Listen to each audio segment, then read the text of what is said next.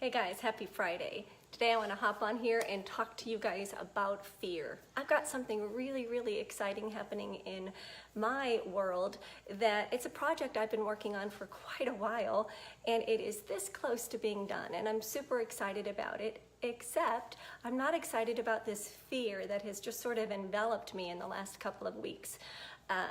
And I got to thinking, surely I'm not the only person out there who, chases some dreams and goals and some things out there that include getting out of your comfort zone, who is totally scared. So I decided to check into this unreasonable fear and just really do some introspection and figure out where this fear is coming from.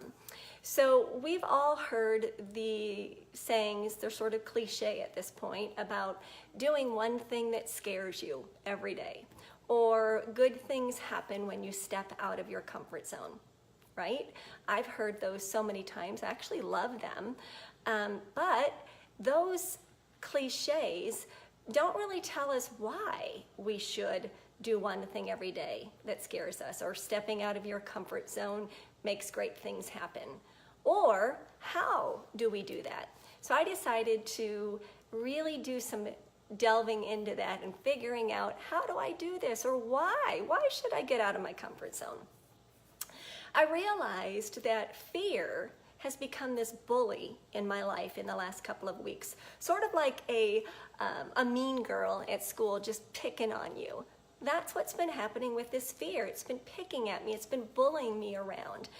And I realized that fear gains power over me when I let it. And I don't want to let fear gain any more power over me. So I also realized, by looking at people around me who have been so courageous and done so many things that they could have been fearful about, I realized that people like that look at things as challenges to be mastered instead of threats to avoid. And they get to constantly expose themselves to some fears, and then they just start looking at them like, it's another challenge. It's another challenge to conquer, not something to be fearful and avoided.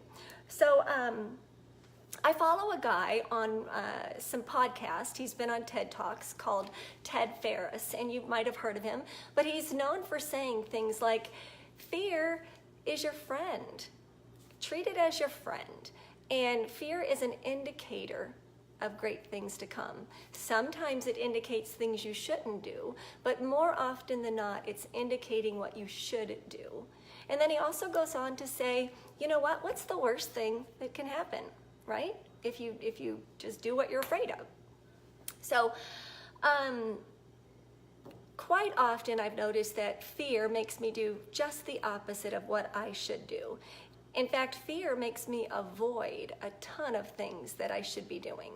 I know I need to be working on my computer and getting things done for what I'm working toward, but I found myself washing my vehicle outside a couple different times, bringing all the patio furniture out, cleaning out a closet, volunteering when I shouldn't have been volunteering, doing errands that really didn't need to be done. So I was avoiding to replace this fear. Have you ever done that? I've done it many times in the last couple of weeks. So I love when you can look at two things. You can look at the same thing in two different ways, like the glass half full or the glass half empty. So you can look at fear as, the more you listen to fear, it wins, or the more you face your fears, you win.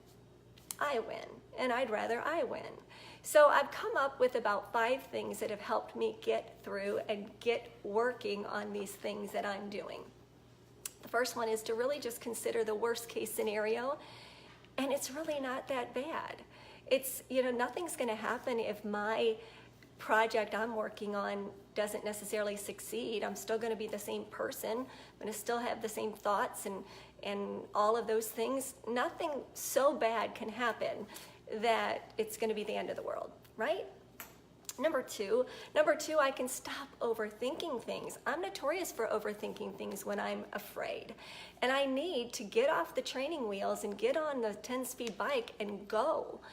Jump in the deep end of the pool and learn to swim instead of being in the baby pool, right? So stop overthinking if you're overthinking your fears. Okay. Number three is make a habit of doing things that scare you. Just like I said earlier, that repeated exposure is going to make you look at fearful things as challenges instead of threats. So get into the habit. Why should you do it? Because you stop looking at them as threats and you look at things as challenges. Number four is to just simply put up the hand and ignore the negative committee in your head. I mean, the negative committee in my head sounds like this. Lynn, who's going to take you serious? Lynn, just who do you think you're doing? Who do you think you are? Why are you doing something like this? Isn't your life fine the way it is? You spent a lot of money on this. You're not going to make anything on it. All those things that are the negative committee, stop listening to them, right? Stop listening to them. Number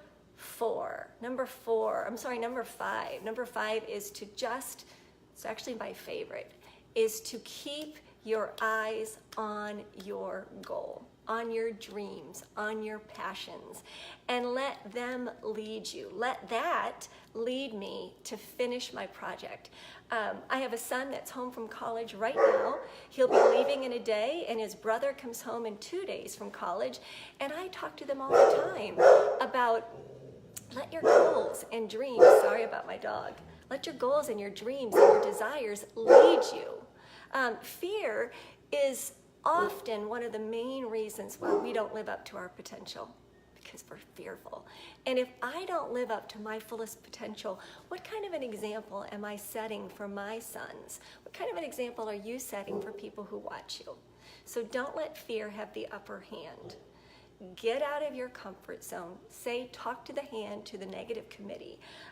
Make it a habit of doing things often that scare you, and pretty soon you're going to think of them as challenges, not threats.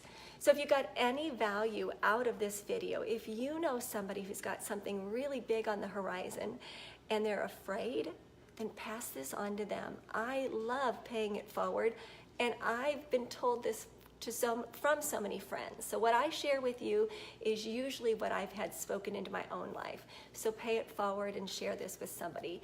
And lastly, be ready. My big goal, my big thing that's out there is very close to coming to fruition. So hold on and get ready for that. And in the meantime, have a great weekend and have a great rest of your day. Thank you so much.